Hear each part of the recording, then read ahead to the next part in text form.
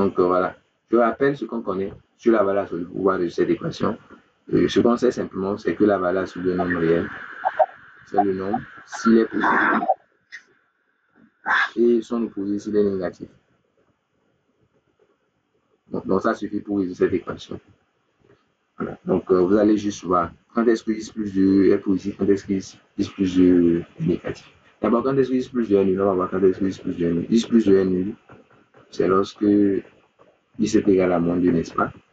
On va voir pour 3x plus 7, quand est-ce qu'il est nul? 3x plus 7, lui il est nul lorsque quoi?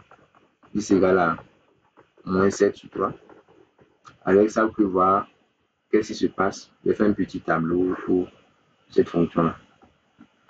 Du moins, d'abord, je vais trouver les signes de x plus 2, de 3x plus 2. On fait un joli tableau. Et dans ce tableau, on peut résoudre notre équation facilement.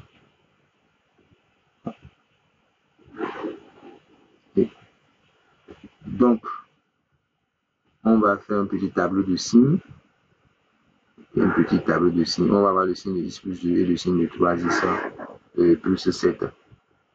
Et donc, x plus 2, lui s'annule en moins 2, 3x plus 7, lui s'annule en moins 7 tiers.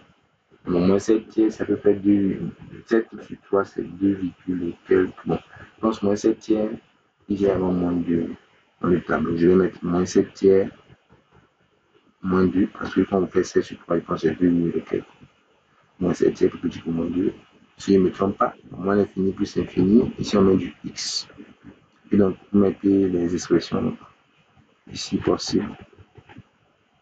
Voilà. Donc, x plus 2 et 3x plus 7.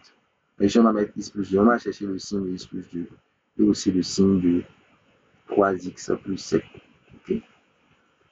On prolonge x plus 2, 3x plus 7. Et donc, ici, x plus 2 s'annule en moins 2. Donc, je vais mettre là comme ça. X plus 2 s'annule en moins 2. On sait que à gauche de moins 2, il sera donc le signe contraire du coefficient de x qui est 1. Donc, il sera négatif ici et ici positif. 3x plus 7, lui s'annule en moins 7 sur 3. Okay. Donc, lui est négatif ici, donc positif, positif.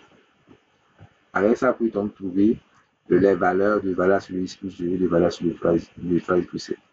Donc, si je prends par exemple ici la valeur absolue de x plus 2, mais la valeur absolue de x plus 2, comme ici x plus 2 est négatif, bon. Donc, comme ici x plus 2 est négatif, alors la valeur sur x plus 2, on sait quoi avoir, donc moins x moins 2 l'opposé en fait. Okay. Voilà, bon, je n'ai pas besoin de la hausse 60 000. Bon, là, moi, je trace juste les barres, pas besoin de voir la hausse 60 000. Donc, ici, voilà, sur x plus 2, ça fait ici moins x moins 2. Ici aussi, parce que x plus 2 est négatif, encore, ça fait moins x moins 2. Mais ici, x plus 2 est positif, comme vous pouvez le voir. Donc, dans ce cas, c'est x plus 2. On fait la même chose pour la valeur sur le 3x plus 7. Et donc, pour la valeur sur le 3x plus 7, il est négatif ici, donc ici, j'avais l'opposé, donc moins 3x moins 7. Mais comme il est positif ici et ici, alors je mets donc 3x plus 7 et 3x plus 7.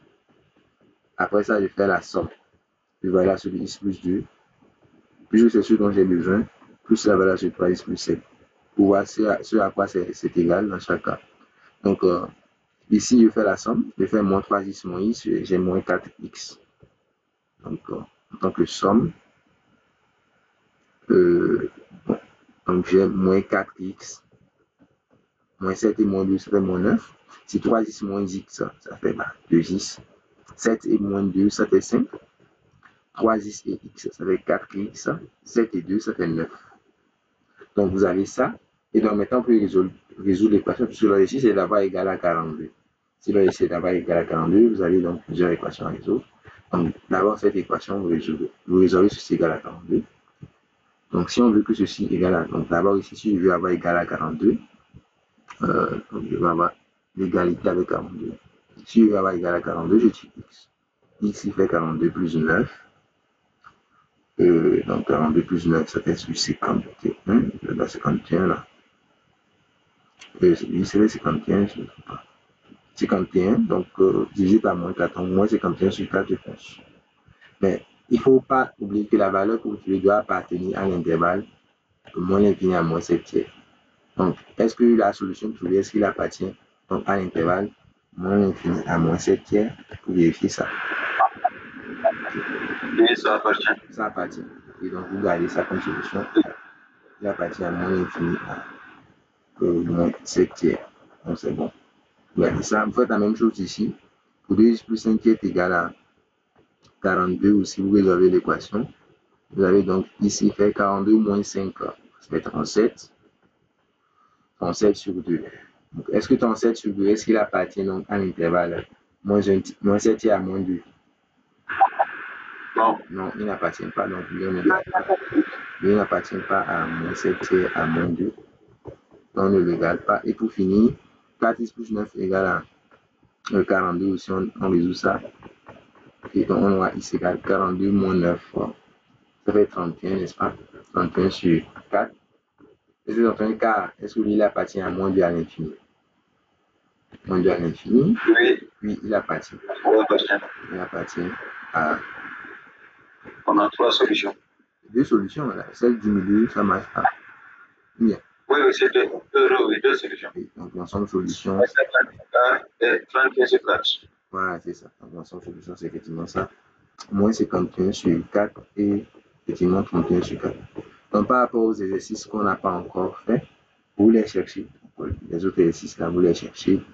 Et voilà. Je pense que ça doit aller. Puis donc, vous les cherchez. Ok, donc maintenant, on fait l'algèbre linéaire.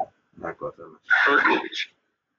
Ok, je pense que je vais vous laisser sur cette note-là. Donc, pour les personnes qui sont intéressées par les travaux que nous faisons, vous pouvez m'écrire. Mon numéro, il est en commentaire. Vous m'écrivez pour intégrer le groupe. On travaille en fait au quotidien, donc dans plusieurs unités d'enseignement.